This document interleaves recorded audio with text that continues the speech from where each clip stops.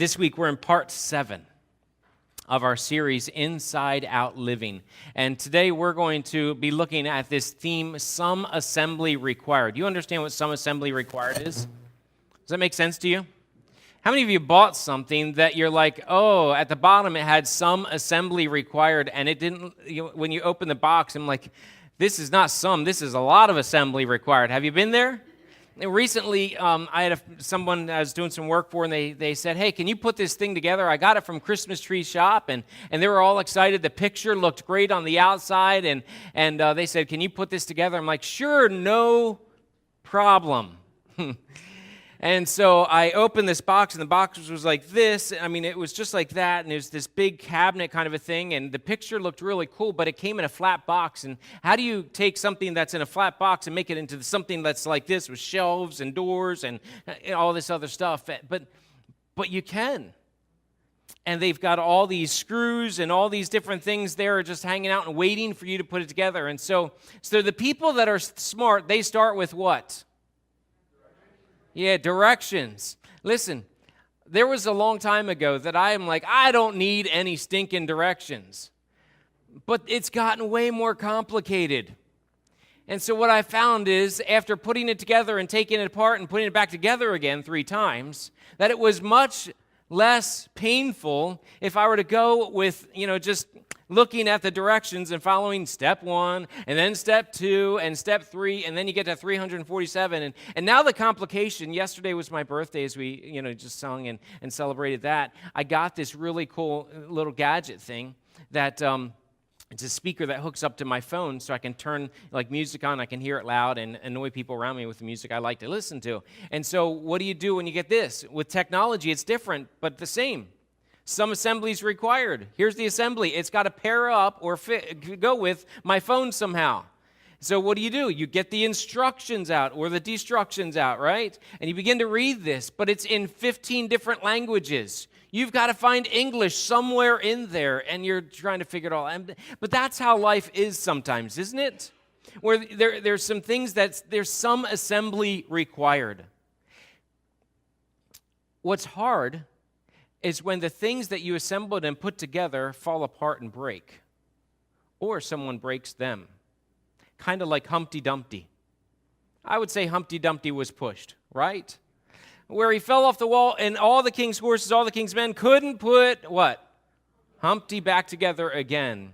And sometimes life feels like that, doesn't it?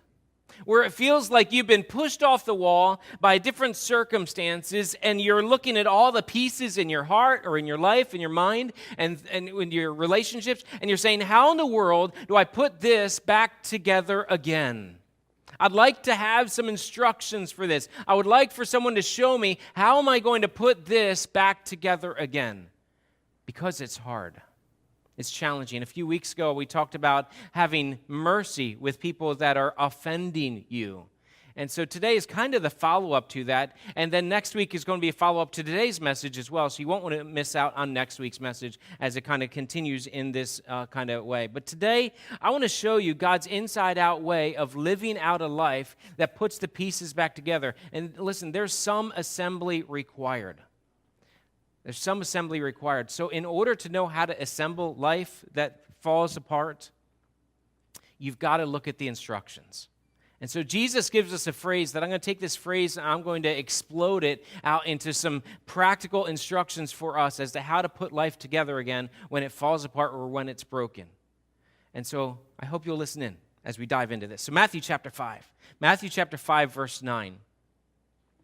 Matthew chapter 5, verse 9 is our launching point. It says, blessed are the peacemakers. Blessed are the peacemakers, for they shall be called sons of God.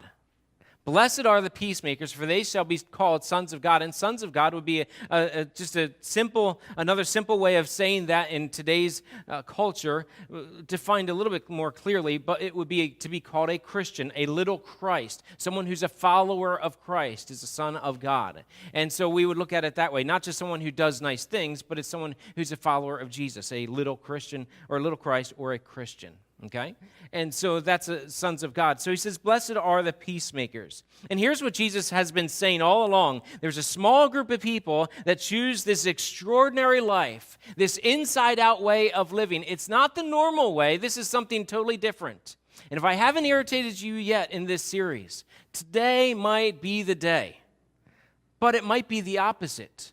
It might be that you're irritated and you need some resolution with some things. And so today might be the opposite, where you find the resolution, the missing piece to certain things that you've been working through, and it integrates together in a fascinating way today. So here's what a peacemaker does. Blessed are, or oh, how very happy are the peacemaker. Here's what a peacemaker does. You ready? A peacemaker makes plans for peace whilst being surrounded by pain. They make plans for peace while being surrounded by pain. In order to make peace, that means that you're at war, right? Or the potential of war is there.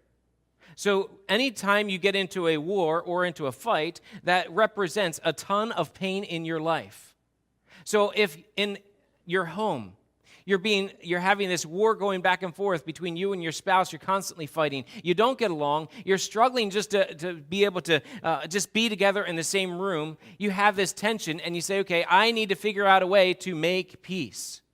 There's a lot of pain in that. Or maybe it's at work where you're going through this thing where, you're just having all this tension at work and this frustration is constantly there. You're filled with stress. You're filled with worry. And these things are going on, and it's a consistent kind of a thing.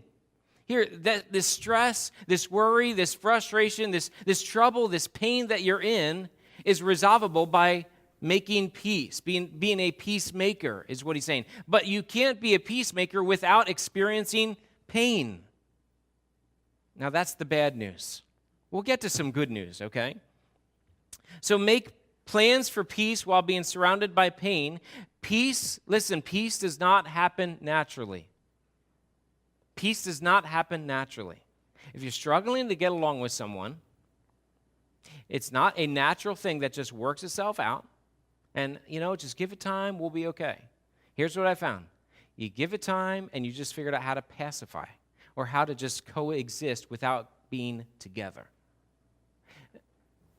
In order to work through this and get to a peaceful place, there must be some assembly. There's some assembly that is required. It's an intentional thing that you have to do to get to a point of peace. And that's really the whole point of where we're at today. So here's what a peacemaker does. I'm going to give you 3 points to apply, and I'll give you some verses that I've come up with. And listen, if I could preach all the notes that I've taken on this message, we'd be here for hours. But I threw away about 5 pages of notes, and I'm down to 1, all right? So let's try to just do 1 page today. And I think I've brought all the best stuff of all the notes into this one message on peacemaking. I want for all of us to be able to work through the pain that we're in. I want for all of us to be able to have the tools to do that. And that's why I'm preaching this message. Here's what a peacemaker is. Peacemakers are growing in personal peace. They're growing in personal peace. That internally, they have a peace that's developing and growing inside of them. Internally, they haven't just come about having peace in their life, but internally, they're growing in it. So how are they doing that? See, peace is a result of aligning yourself with a certain thing, and I will say aligning yourself with truth. Being able to align myself with something that would give me peace. I can have peace in a relationship internally when someone says, "You're such a great person." So if Matt here's hanging out with me, and we go out together and we're hanging out at a restaurant, we go to a diner or whatever, and maybe I've been struggling with Jamie. He hasn't been talking to me so much. And Keith, he said some bad things about me on Facebook. We're not friends on Facebook. He's not on Facebook. But say he did that. And I've been having all this tension here. And I go out with Matt, and I'm hanging out with him. And Matt says to me, he says, "Man, you're a great person to hang out with. I like these things about you." Internally, that helps me to feel at peace because of some things he said. Now, that may or may not be truthful. But I'll base my peace then on what he's saying about me or what he's saying to me. Now, that's the internal side where you feel a certain way about the circumstances that I'm in. At work or at home or wherever, where the pain exists, how you feel about that or how you're processing that is whether you can determine whether you have peace or not. Now, let me take this a little bit further. In order to have that internal peace, you need to have something that tells you you're in the right place. So where does peace come from then? Peace comes from aligning myself with the truth, which means that sometimes I need to get realigned because I'm not in the right. Okay? If I'm having problems at work and my boss is just constantly on my case because I'm not producing enough, and I get irritated with my boss, I'm like, what's the problem? You're giving me all this stress. And then they say, you know what? You're not going to have a job next week if you don't produce 20 of those widgets. And I get frustrated. I'm like, what are you talking about? How can you get on my case like that? I'm worried. I'm stressful. I ask the church to pray for me. I go talk to my friends and say, I have it so horrible here and everything. And here's what happens. Sometimes a person that is struggling internally never aligned themselves with real truth. So the boss comes back and says, listen, everybody else is producing 53 of those widgets a day. So what you find in your own time is that you've been doing nothing but being on Facebook and checking out these videos, and you've been wasting time, and you can't get 10 done because you've been wasting time all day long. So then you need to realign yourself with what the boss just said to be able to gain peace in your job. Makes sense. Really easy stuff, right? So in regular life, in life with God, here's what God has done. God said, listen, I'm going to give you the manual for life. And it starts with God working on us. In Galatians chapter 5, verse 22, he says that the fruit of the Spirit is, he says, love, joy, long-suffering. He says it's peace.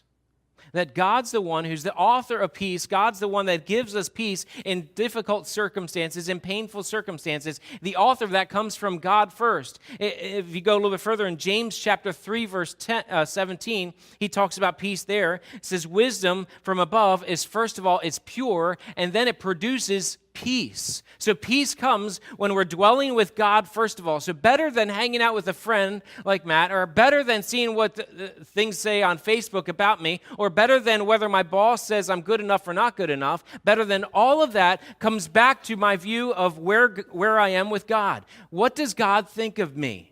And how does God shape or how does he design me, and how is he working in my life? And so he begins to work in me so that I can see the truth in my life, see the truth that he's given to me, and I begin to say, okay, God's designed me in this kind of way. God's planned for me to be this way, but I need to align myself with how he wants me to be in my job, how he wants me to be in my relationship. So it begins with the purity and understanding who God is in this very first steps of my life here. And so let me back this up a little bit.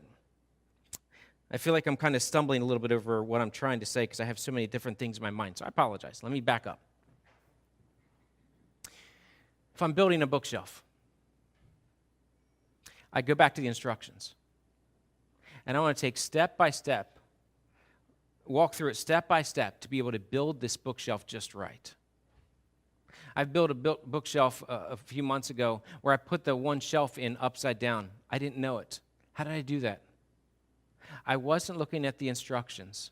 And I had a sticker that if I would have looked at the instructions, it said, the sticker's on this side, and if you just follow this, you'll be okay. To align myself with doing things right, I went back to the instruction manual. And I said, here's what needs to happen. And so while I got stressed and I'm like, oh, they gave me the wrong part and things aren't going so well, and how can this happen? Peace came when I went back to the instruction manual and I began to look at it and say, okay, here's what the instructions say. So let's do it just this way and it will work out. Same way. God says, here's the instruction manual. I want to give you something that's going to give you peace. You're going to know how to do relationships at home. You're going to know how to work. You're going to know how to provide. You're going to know how to have eternal life. I'm going to give you the instruction booklet. And so the instruction booklet that I have come back to time and time again is God's word. Why this? Why would I follow this? I mean, that's so crazy to people that maybe you're coming for the first time, or maybe you're checking this out, maybe you're watching online or listening online, and you're looking, you're like, I don't know, that's kind of crazy. Why would you believe in a document that's thousands of years old? Here's why. This instruction manual, as I see it, has stayed the same for thousands of years. It's reliable. It's not changed. When I look around and see some different things, and I can say that, literally word for word, it hasn't changed. You can historically prove that out. When I look at other things that give us instruction, when I look at psychology, for example, just as an example, I'm a studier of psychology. I'm a studier of counseling and helping people to grow, and so I study these kinds of things. And what's fascinating is, over time, psychology and the studies thereof, they study out the mind and how we work socially and relationally. As they work out those things, it's interesting that over time, they continue to make adjustments. So in that realm, that whole study, they keep changing things up and says, well, this doesn't work, let's try this. And so that keeps on going where you keep on trying some new things and it keeps changing. This has never changed. It remains the same. It's static. The instruction manual doesn't need to be rewritten. It gets put in different languages because I only read this language, so it gets put in this language for me, but that's as far as it goes. And you can look at all different studies. Biology would be another one, or medicine would be a great study there. When you go back hundreds of years and you see how they dealt with medicine, and certainly we've grown over the years in understanding how the human body works, we're still working at it. We're still working at it. So here's the instruction manual that I look at and say, this is the instruction manual for life. Here's how you do relationships. Here's how you do finances. Here's how you do all the different areas of your life if you go back to this. So it starts there. You're never going to have peace. You're never going to grow in personal peace if you're aligning yourself with whatever feels good for that moment. Whatever you kind of come up with and you say, well, my mind is kind of coming up with, here's how to do this, that, or the other thing. It's like putting a bookshelf together without the instructions. You'll continue to be struggling. You'll continue to be working at it, and you'll just keep putting together, taking it apart, putting together and taking it apart. And I want to save time. I want to help our lives to be able to go in the right way. So first of all, peacemakers, they're growing in personal peace. They're not growing in stress. They're not growing in worry. They're growing in personal peace. They grow by following the instructions that God's given. Second point, peacemakers are leading others to peace. So here's how this works. Because I've arrived at some peace in my life, and I'm understanding, hey, listen, here's how marriage works, and here's how God is prescribing this, that, and the other thing for finances and stuff. Now I'm going to lead other people in peace. So I'm going to invest in other people, and I'm going to make a difference in other people's lives by giving them the peace that's been given to me. Now, there's a really big, tricky part within this. When I'm helping other people to discover peace, here's what often happens.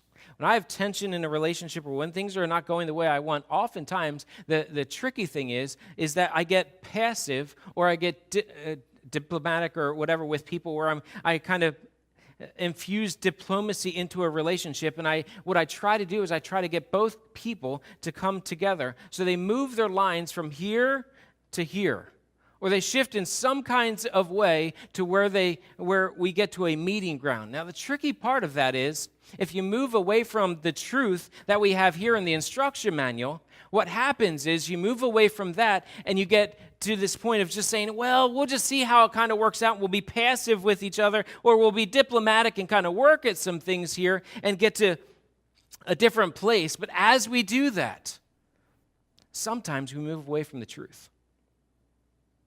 I find that happens a lot of times. Where the relationships or where the things that we're stressed out about, we just move in a way that's not working out in the way that God prescribed. And so then we end up with not having peace. So where does this work? In a job situation. You're struggling at work to try to figure out how to go forward, and you're just struggling to figure out what's going on between you and your boss. And you're looking, you're saying, okay, I need to align myself with God and do what God wants me to do. And so you begin to do that. But then your boss comes back and they say, hey, listen, that report that you're about to put in, I need you to change the numbers on this report. And so what happens is you say, well, in order to maintain a place of peace, in order to keep going and have peace, I need to change the numbers and lie about this thing in order to keep peace.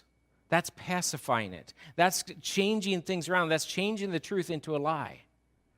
The opposite would be to say, okay, wait a second. To be inside out living is to say, I'm going to keep the numbers where they're supposed to be. I'm going to tell the truth, and I'm going to center myself in God. And if something needs to change about my employment or whatever, I'll let God deal with that. It's a total different scenario. And that's what he's saying here. Blessed are the peacemakers. They're the ones that say, hey, listen, I'm going to stay on the truth. I'm going to keep on staying centered over here. And if you want me to move off of the truth and move over here, I can't move there. I can't do that. That's not going to work for us. So I can't move there. So a peacemaker remains right there and doesn't move. Peacemaker says, hey, listen, if you want to meet here, that's fine. So I'm going to push back on this report, and I'm going to say in this report, hey, listen, I can't do that, but we can work really hard next quarter to make it better. Or maybe there's a strategy we need to do to make this improve, but I can't change the numbers here. It changes things. So then a peacemaker, very simply, they lead others to peace, not by changing the line, not by diplomacy, not by being passive, but simply they go to a person, they say, hey, listen, this is where peace is going to be found. Here's the truth of what needs to happen here. Third point. Peacemakers, they recognize people that don't want peace. And this probably is the biggest point of the message. Peacemakers, they recognize people that don't want to make peace. There are people that are contentious, they're fighters, they're arguers, they don't want to get along unless if you do it their way. They aren't able to be reasoned with, they want to fight, so if you stay and fight, someone's going to get hurt. And maybe you know people like that. Maybe you live with, You have people that are friends or acquaintances or in your workplace or in your community that it seems like you can't do anything right. They're always looking for a fight. And so you try to say something to make it better and you try to make for peace and it just causes more of a fight, more tension. Solomon, you have to know a little bit about Solomon. Solomon, who says a whole lot of things in the Old Testament about wisdom. He wrote most of Proverbs and gives all kinds of wisdom. He said this about the contentious wife. Now, you have to take this with a grain of salt. He was married to like hundreds of wives, okay?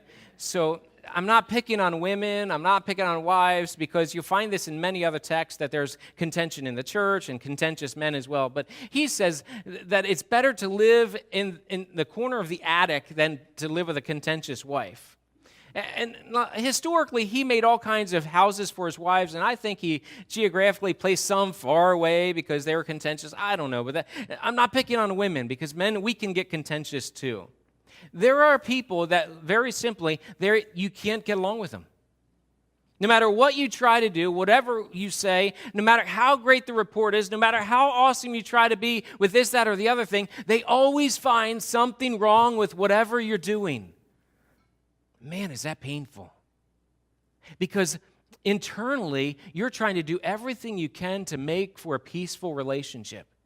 Internally, you're trying to do everything you can to care for what you're supposed to be doing together, whether it's at work or whether it's home or wherever it might be. You're giving everything you can to make for peace. And on the other side, they're like, yeah, I don't care about that peace thing. I have a critical heart or critical spirit that I'm going to continue to just beat you up one side and down the other. What do you do?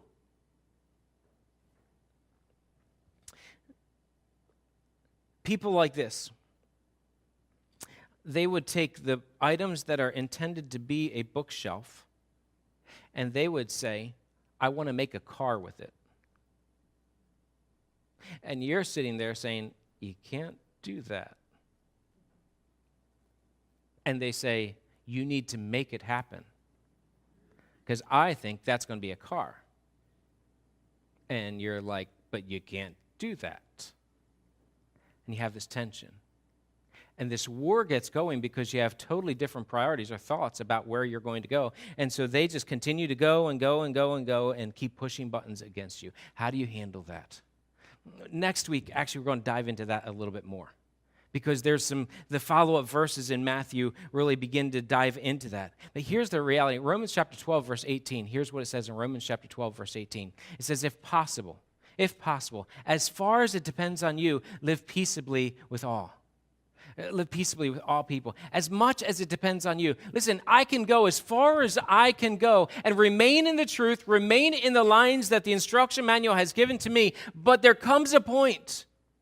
There comes this line that I know that God says you can't go behind, you can't fudge the numbers, you can't lie about this, and you can't go and do this. That's not going to work for you, so you need to stop right here. And I can't figure out how to live peaceably with them. So now there's pain. there's more pain, and there's pain on top of pain. And what do you do with all of this pain? It's a struggle.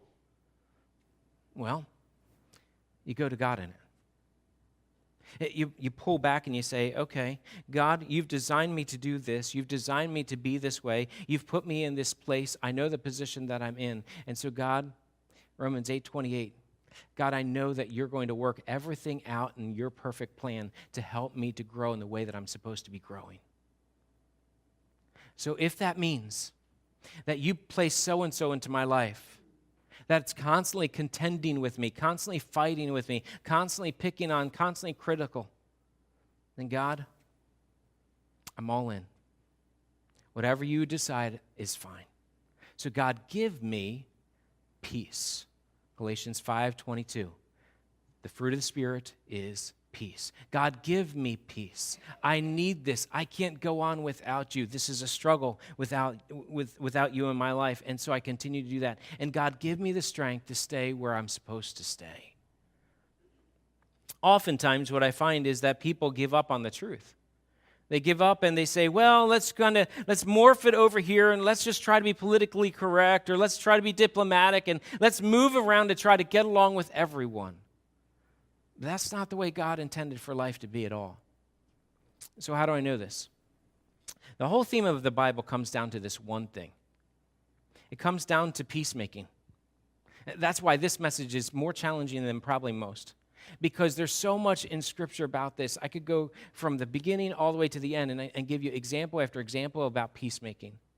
But the greatest example, the one that I can't describe it even fully because it's so huge and continues to be that much bigger the more and more I study it, is what God's done for us.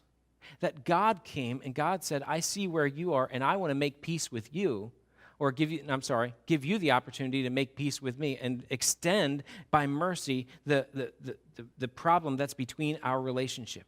So let me describe that. Here's what he does. In the very beginning, you have Adam and Eve that are in the garden, the first people on earth, and there's a lot of story behind that. And so there they are, and God says, I'm giving you one piece of instructions. Here's one piece of truth. Don't eat of that fruit, and if you do, you'll surely die. You'll be separated from me for all eternity then. But they do this one thing. They break God's law, and they eat of this forbidden fruit. And as they do, they break this relationship with God. They bring sin into their life. And so as they do that, now God comes back and says, hey, what's going on over here? Why did you do that? And so Adam blames Eve blames the serpent, and this whole thing gets started. So at that moment, God said, listen, here's what I'm going to do. I'm going to provide for peace. I'm going to provide for peace because what I want, and I want it all along, is to have a relationship with man. And so I'm going to provide for peace in that truth. I'm going to send my one and only Son, Jesus Christ, to pay for that sin, the brokenness between man and God. I'm going to pay for that, and you can't pay for it yourself. There's nothing you can do there. So I'm going to send this one to pay for that sin. So in order to do that, he's got to be totally perfect. And he's got to be able to come as a spotless lamb, as it says, as someone that is totally pure, as someone that can pay the price. And so Jesus Christ is sent. And he comes and he dies on the cross. He rose from the dead 3 days later, being the sacrifice, being the payment for all of our sin. And so here's how this all works. Here's the peacemaker aspect. God has extended the opportunity for peace. He's given it to us, and we want to fight and say, no, I don't want it this way, and here's how this culture works. Here's where we are. And some of you struggle with this, and I get that. Well, wait a second. It's all roads lead to heaven, right? I mean, if you kind of believe in God, that's good enough. And I mean, there's no way you can be totally separated from God for all eternity. That can't happen. And God says, no, listen, here's the instruction manual. I'm giving it right to you. I'm sending my Son who pays for your sin. And those that believe in Jesus Christ, those that place their faith in Jesus and say, okay, God, enough of me, I submit to you, I want to follow you. They are given peace at that moment by agreeing with the truth that they were wrong and they need to come to where God is, and they're able to have a relationship with God, not just for a moment, but for all eternity. It's awesome. Today we're going to baptize one person who's done that this year. who came to a point where they understood, hey, listen, I am not at peace with God, and I need to come to a point where I understand who God is, and I come to a point of truth and saying, God, I'm surrendering me to you, and I see what you've done for me, and God, I'm all in. I'm your follower now. Changed everything there. Listen, we will not experience peace until we go to the author of peace and allow for him to work in us this spirit of peace as we submit to him, as we follow his instruction manual. That's where it begins. And so whether you're struggling with relationships at home, maybe it's a child or grandchild that never wants to talk to you again, or maybe it's a position at work that you've been passed over, or maybe it's something that's happened financially or whatever. You're just, man, I'm in so much pain, I'm not in peace. It starts with saying, okay, God, I surrender this to you. I surrender me to you first. And I want to follow you because I see your perfect plan for peace. And so I want to accept what you've done for me first. And then as you work this out in me, I want to just trust in you step by step through this. So God, give me peace where I'm in pain.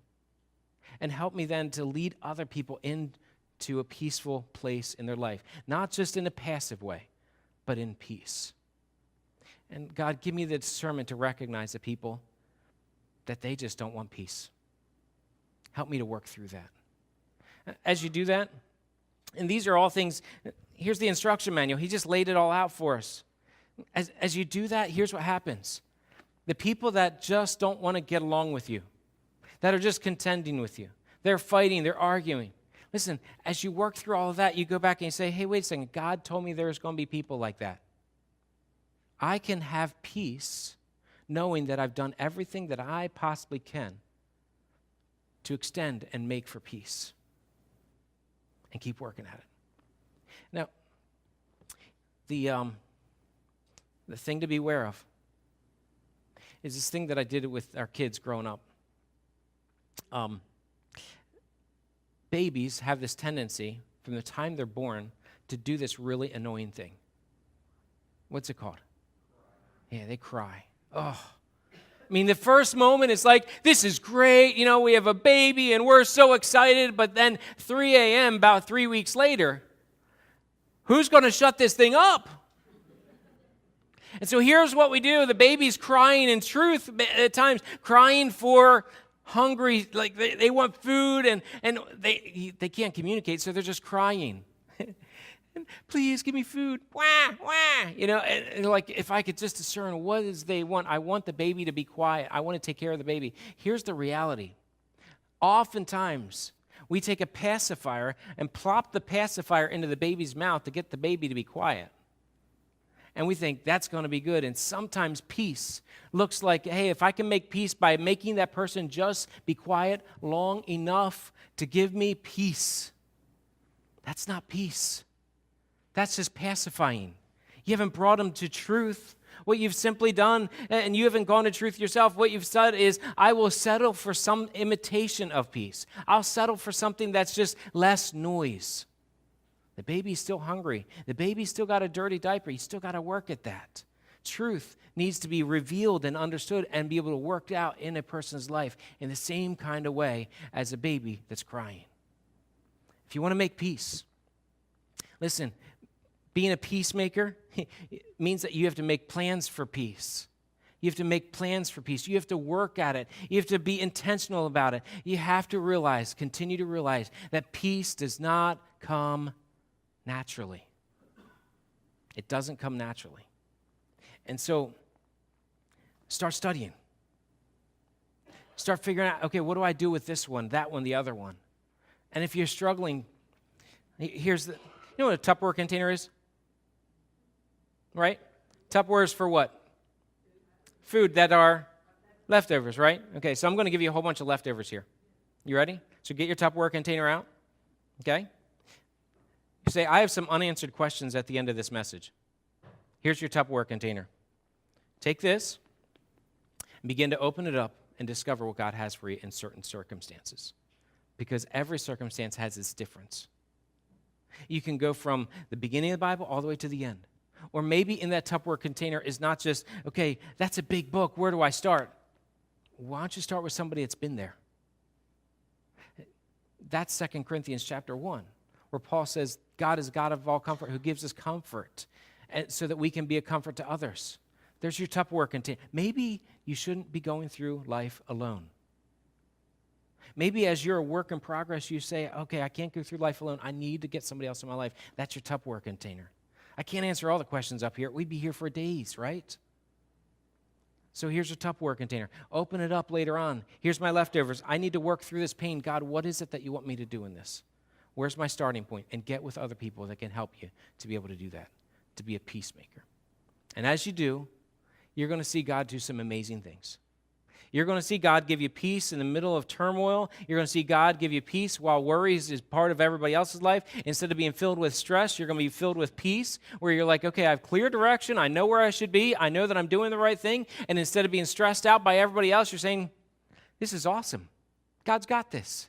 And instead of me never getting aligned to where I should be, I go back and I'm like, man, I just needed to tweak life a little bit over here, and I need to not say so much, or I need to do this, or whatever it is. And you begin to shift and change, and you're like, wow, God is so good. And as you do that, you're able to rejoice in what God has done. And there's things that you're like, man, I can't resolve this tension. I can't get this one to go away. And you're like, yeah, but I've done everything that I know that God wants me to do. I'm still in pain. But I have the peace to know that I did everything that God wanted me to do. So while people are hard to please, while people are hard to get along with, God is not. God is not. And so we go to him and say, Lord, thank you. You know everything about me, and you love me.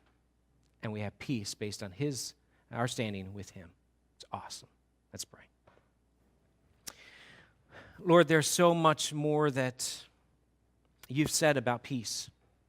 And Lord, there's just so much to apply to our life, because in every one of our lives, there's a bit of pain that we experience, whether it's in a relationship or in finances or in our character or just different things. And Lord, I pray that we would be peacemakers that go to you and find the peace that you've given for us. Lord, I pray that you would clarify and help us to understand how you work in every little situation in our life. Help us to trust you. And we'll give you the praise for what you do and what you will do. In Jesus' name I pray. Amen.